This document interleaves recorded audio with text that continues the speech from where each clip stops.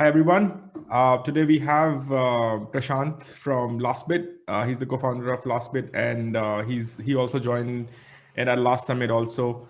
Today he'll be speaking about instant Bitcoin transactions powering global finance. And Prashanth, if that's okay with you, in the last 5 to 10 minutes, we can take some questions. Sounds good. All right, perfect. Thanks. Over to you. All right, great. All right, hey guys. So I'm just going to wing it, and there's no like formal presentation as such. I just like to talk about kind of what we're building and how we got to building this and why Bitcoin is exciting in this journey. So just a quick background on myself. My name is Prashanth. I'm the founder and CEO of this company called Lastbit, and what we're effectively building is a global payments network that would allow anyone anywhere to pay or get paid instantly and for super low fees. So this means that a user in, a normal person in India that uses the UPI infrastructure in India, for example, should be able to pay a debit card in the US instantly and for low fees without having to worry about all of the other stuff that happens in between. And the story on how we came to work on this is pretty interesting, and that's kind of the topic of the talk as well: instant Bitcoin transactions that powers global finance. Because how this whole thing started was about 3 years ago. I was studying computer science in Switzerland, in Zurich, and being a young student in Switzerland, it was extremely hard to firstly get a bank account, and secondly, once you had that bank account, it was extremely difficult to actually try to move money across borders, like regular fiat money with no crypto involved at all at this point. So just trying to move rupees from India to Europe and then try to spend in a different currency was a really daunting task. You may think it's pretty simple, but it actually involves a lot of different steps and takes a lot of different time, and a lot of different people take a lot of different fees. So there was clearly like room for optimization. And what I actually ended up doing was using Bitcoin to make this transaction. So effectively just using Bitcoin as the payments rail that would move money across borders and then convert it back into the local currency that I needed it to be in. But obviously, as you can imagine, Bitcoin is inherently slow, comes with its drawbacks, and leaves the end user to deal with a whole bunch of issues such as volatility, security, and especially a bank closing down your account because you work with Bitcoin. So long story short, I ended up leaving university to start this company that would basically end up solving this exact problem. But a couple of things that needed to be solved before that was the two challenges that I addressed, right? So Bitcoin is slow; it's extremely slow, but it does this. I mean, it's the daddy of all cryptocurrencies. It's been I've been working with Bitcoin for many years at that point, and I was very familiar with the technology. So it was like, okay, so how do we get past this? Firstly, how do we get past the issue of latency? And the second one is, how do we get past the regular banking infrastructure that is anti-crypto? So going back to the original vision, that let's say if I'm just using Paytm or PhonePe or whatever it is in India, and I have like a bank account in Europe or just like a regular debit card in Europe, how do I get money from my Paytm wallet onto my debit card instantly and close to zero fees? And I don't necessarily need to understand what Bitcoin is, and that's kind of like that was like the real hard problem that we wanted to solve. But then there are obviously a few missing pieces. So and that's exactly what my company does, and that's exactly what we're solving. So after a long time, we've been working with Visa and MasterCard and a bunch of different banks and financial institutions to get like the first version of infrastructure rolled out, and this is actually live in Europe today. But the story of how that works is, again, I think it's relevant to a lot of the folks in the audience. I mean, or anyone that works in this space and is effectively trying to build something on blockchain technology or cryptocurrency or whatever it may be. I'm very strictly limited to Bitcoin, and that's been my experience and expertise, and I have no judgment to comment about any other cryptocurrencies specifically. So in that regard, like, I believe that all cryptocurrencies and blockchain technologies kind of strive to solve a similar problem at the end of the day. I mean, in 10 years, it's anybody's best guess to which one's going to prevail or what's going to be solving what. But as of today, it's safe to say that Bitcoin seems to be the most promising, and that's the reason we choose to work with it. So specifically, like starting with the latency aspect of it, like how do you actually move Bitcoin from point A to point B without having to wait, I don't know, 6 days or 5 days or 24 hours or even half an hour, and pay, like today the mempool fees like around $10 per transaction, which is just pretty unacceptable and kind of distorts the entire user experience for anyone.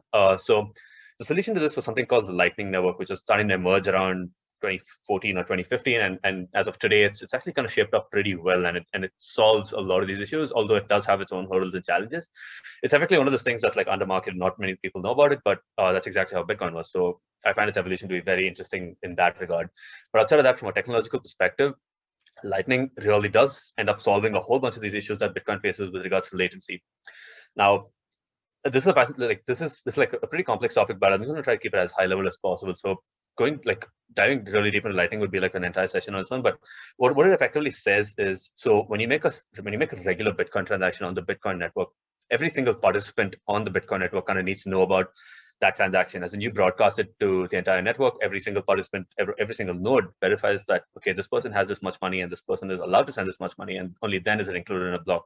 That's kind of where the inefficiency of Bitcoin stems from. In the trade-off for inefficiency is decentralization. So if you didn't have that many participants in the network, your transactions would get confirmed faster, but only a few people would control the networks. And so that's kind of the price that Bitcoin pays. So Lightning builds upon that on that premise and says, like, okay, when two people are transacting in Bitcoin, why does the entire network have to know about it? Like, if me and, let's say, a coffee shop are the only people involved in the transaction, the coffee shop cares about how much money I have, and I care about how much money I can pay to the coffee shop, and neither of us should be able to cheat each other.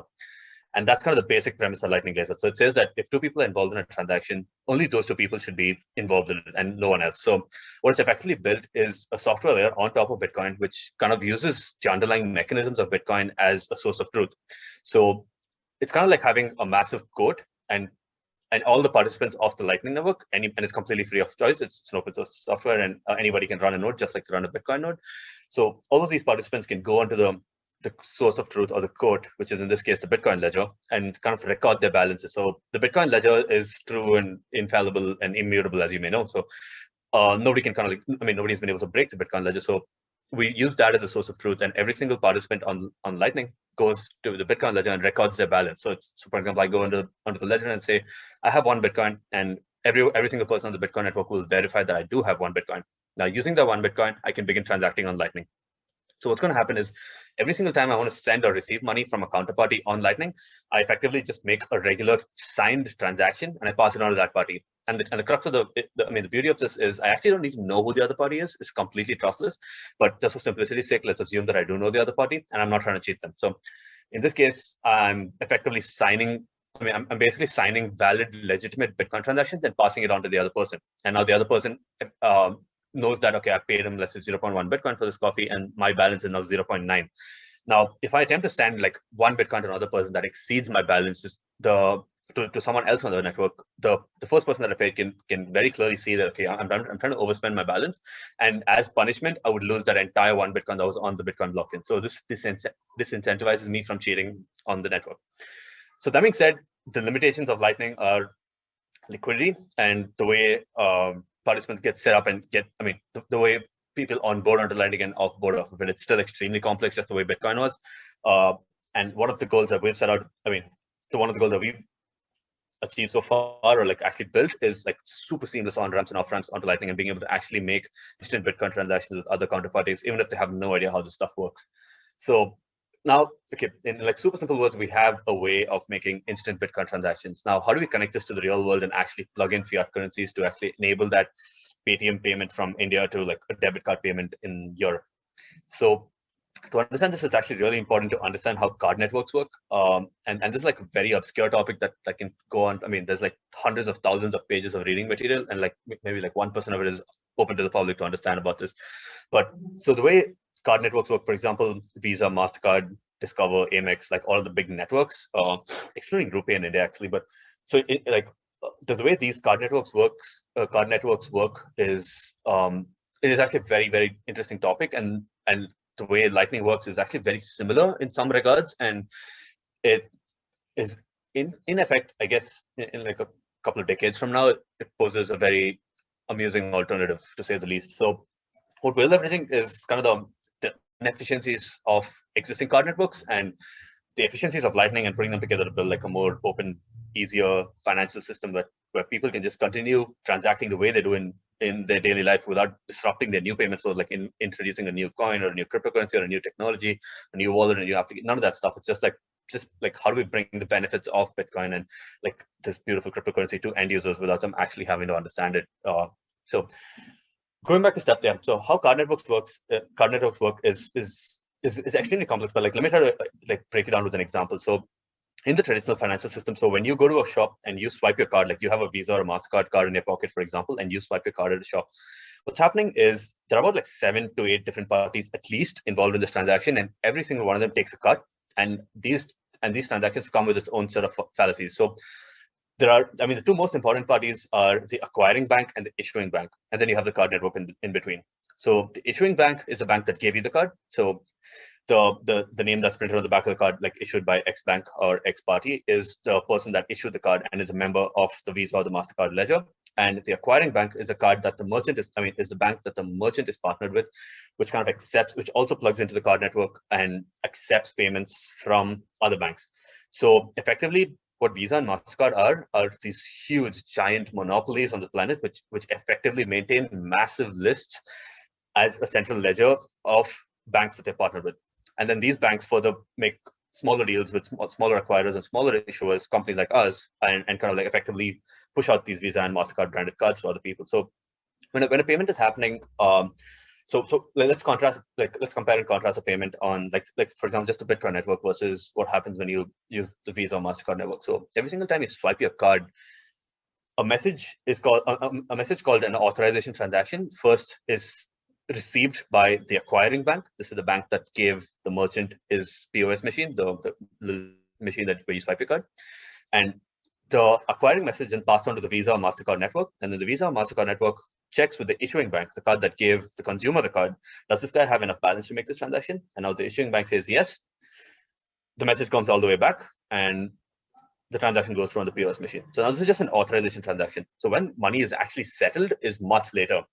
And the way money is settled is according to, there's like a very ancient protocol that was written in the 1970s, and it's kind of similar to XML in some regards. So money is settled like about once every 24 hours, or really depending, differs from country to country. So what actually happens is Visa and MasterCard are these huge parties that effectively at X point in time reconcile who owes whom how much money. So at the end of the day, like when all of these transactions happen, or like when hundreds of thousands of these card swipes happen, the Visa or MasterCard central ledger kind of record says like, okay, this bank is owed this much money and this bank needs to give us this much money. So as you can see, like these are huge, massive central points of failure. So this, if for whatever reason that central ledger of Visa or MasterCard goes down, everyone's balances are askew and nobody gets paid anything.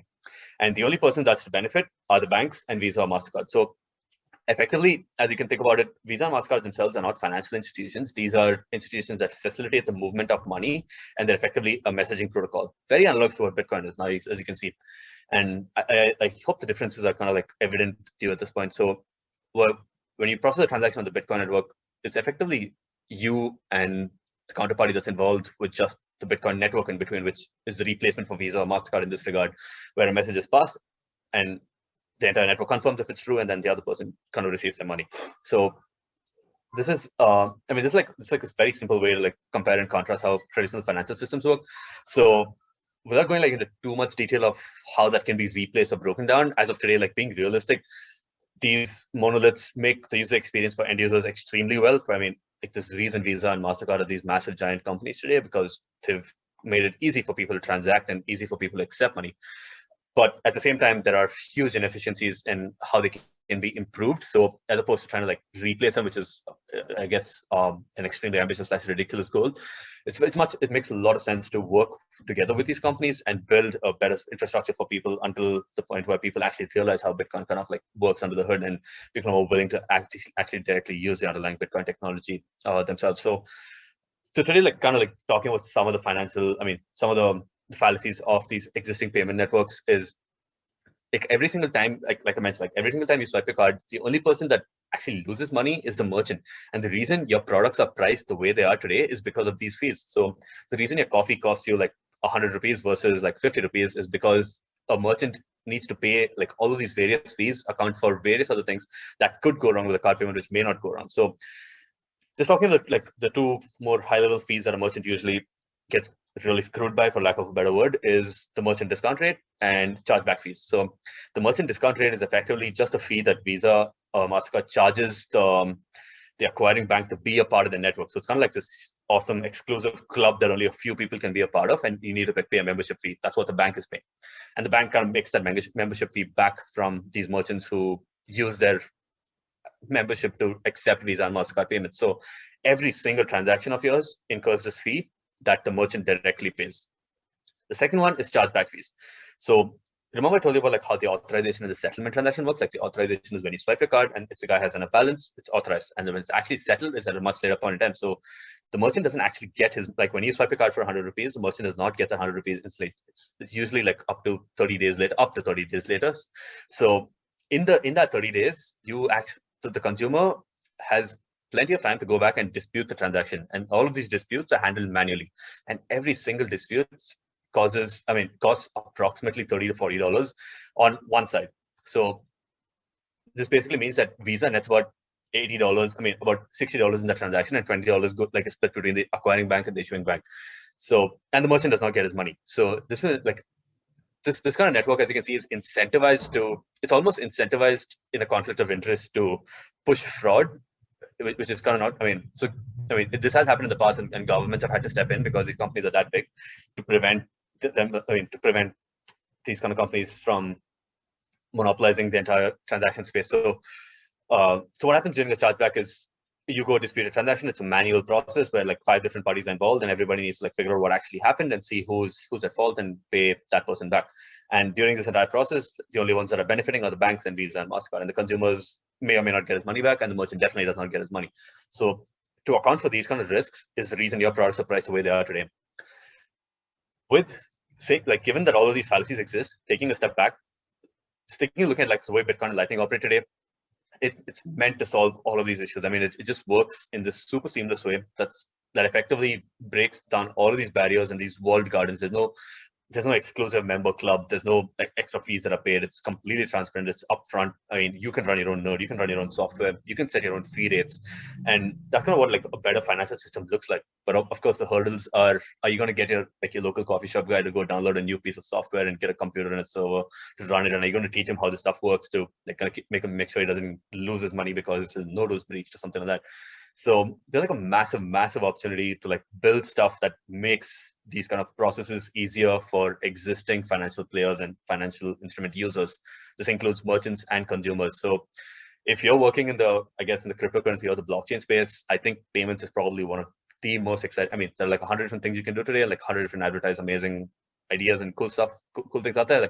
But personally, from my experience, thing I think would really put crypto or whatever crypto you're a fan of, put any of the stuff in the mainstream, or make people realize why this stuff is exciting and powerful, is actually building a payments use case, because that was what Bitcoin was intended for, right? It wasn't intended to be this thing that people treated as an investment, or it wasn't intended to be a smart contract or hold people's data. It was intended to be a global, universal, decentralized currency. And to this date, 10 years into the journey, we still have we're very, very far from achieving that. So I think solving that number one problem for, bringing that to mainstream users by leveraging some of the new stuff that's around and some of the more exciting things, this can really put crypto in the mainstream. And I guess conference like these, where more developers hang out, at the end of the day, it comes down to a bunch of people who have cool ideas and end up going out there and implementing them, right? So just to give you a context on where our company was, I dropped out of university in 2018 to start the company, and in 3 years, it's been a pretty massive journey. But in these 3 years, we've stuck to our vision. We're still building on Bitcoin, having shifted to a new currency, and we're still bullish on building this. And we have some of the best named Silicon Valley investors backing us at this point. So I guess what I'm trying to say is if you have a cool idea, it's really important really dig into this and see what excites you. And I hope more and more folks just go around building more interesting payment technologies on top of cryptocurrencies and blockchains, because I believe that's what's going to put this into the mainstream and get more normal folks into it. And just taking another step back is looking at the infrastructure in India specifically. Even though India doesn't these kind of payment networks are very different in different countries, India in its own right is extremely advanced in its payments infrastructure. The way UPI and Rupee and all this stuff has come out, although it's still distorted and a lot of people don't really understand why it exists. People use it all the time, but then maybe they don't really understand the technology or some of the benefits. But it's comparing it to the payments infrastructure that exists in Europe and the US, it's decades ahead. Being able to make a UPI transaction today is absolutely mind blowing. It's exactly kind of what Bitcoin sets out as, instant transactions for low fees, and the average every single vegetable vendor you see on the street has it. So although the Indian government is against crypto and is going backwards, which is really stupid, I would encourage you guys to actually push back on that if you're passionate about the space. But trying to bridge that infrastructure, taking taking the advantage, like taking advantage of what India's built so far, and kind of bridging that to like other more broken financial systems in different geographies, just presents like, and not just like a billion-dollar business opportunity, but actually building something that's going to last like forever. Like building a new payments infrastructure is extremely hard to do, but once it's done, it just stays embedded in like people's minds and in the way things are conducted in the real world for decades to come. As you can see, like Visa, MasterCard, Swift, and like all of these existing payment technologies have seen little to no innovation in the last 30 or 40 years. Like it's just been, it was something that worked and it just still continues working. Now it's just a function of business and how much money this machine can continue making, right? So there's plenty of room for like building something new. And of course, it's an insanely hard problem. And I would just encourage you guys to all think about it. That kind of concludes like basically what I wanted to convey, like leveraging instant Bitcoin transactions, or like any cryptocurrency transactions for a better and more open global financial system. So happy to take any questions if you guys have any. Hey, thanks, Prashanth. That was something. That was very insightful. Yeah, 100%. Can you? We have been hearing about Lightning Network for a very long time. What are they? How can we like? We don't hear like much about them. We haven't heard about them lately as much. But how can we find out if somebody is curious to know what they're up to? Well, so it's so the Lightning Network, again, it's basically just like Bitcoin. It's a bunch of folks. It's open source software that a bunch of folks just write software on top of. So, like I'd mentioned, you can the simplest place to start is just go to the Lightning Network GitHub, and you can kind of read about how it works, and you can run your own software and play around with it. But yeah, like I said, it's still in its super early stages. It's been it's been under development for like 5 or 6 years. It makes some noise from time to time. A lot of like sometimes everyone's excited about it, and most of the times people are not. But just like Bitcoin was, it's just going through those phases of like rapid development. So yeah, it's interesting how you mentioned about how these card systems work, Visa and MasterCard, and there's not much information available out there and to know how these systems actually, centralized system actually work. So I'm sure you must have gone through that journey to understand as much as you can about how these systems work. So how can you like point the people in the audience in the right direction? Like if they want to learn about how these systems work, where they can go? well, yeah, that's kind of the unfortunate thing. Like these are like, it's almost like I said, you need to be a part of this exclusive club. I mean, it's a really closed off system. Like it's a really closed off information loop. I mean, you can find, it's very easy to find the basics of how these systems works. But if you wanted to understand like what does a chip on my Visa card do, for example, like how does that actually work? Now finding out information like that is extremely difficult. And if you work in the financial services space or the fintech space, you're bound to come across this information one way or the other. So that's unfortunately the only way today. Yeah. I mean, a lot of crypto projects that I've seen, they actually end up partnering with Visa and Mastercard. There are very few who are actually competing with the Visa and Mastercard because they have accepted the fact that they are the monopolies. They're gonna stay, and that's gonna be it. What's your take on that? Well, like you're right, man. Like, so Visa and Mastercard are multi-trillion-dollar companies today. Like, they're some of the biggest companies on the planet. I mean, even Bitcoin. I mean, you can't. I think it's foolish to say today like we're going to take these companies down. So, in a sense, like the way I look at it is, I mean, they provide some great benefits. Like many of the crypto businesses today partner with them to build various products that like offer immediate business advantage. Like for example, like a crypto debit card or something like this. Like these kind of things allow companies to build cool products for end users. But at the end of the day, I believe like they have a short lifetime. And I mean, you can build a cool company that'll probably get bought by Visa or Mastercard someday. But then it's not really going to like solve the real underlying. Like if you really spend the time understanding how Visa and Mastercard work, you'll like immediately see that, man, so many things are broken, and like crypto fixes a lot of these problems. So like by working with them and using their brand and power, like we can actually like kind of build something like along with them, build their own, Right. Yeah. So that's what Lastbit is set to do, right? Can you tell us like what kind of, if we can use Lastbit now, or like what kind of product is out? What are you guys up to?